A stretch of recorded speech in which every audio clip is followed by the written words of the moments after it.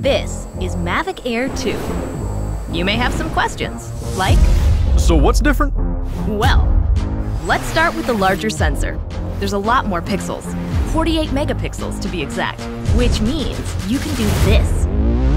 And then shoot a hyperlapse in 8K. With Smart Photo, every shot is a masterpiece. Yeah, but photos aren't really my thing. Don't worry, we've got you covered.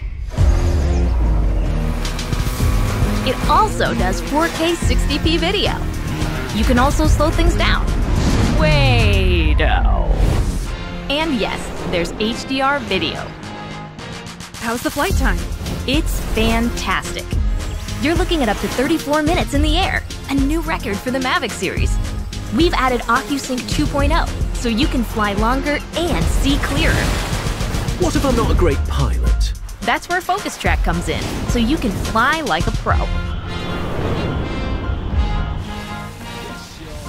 Or just press a button.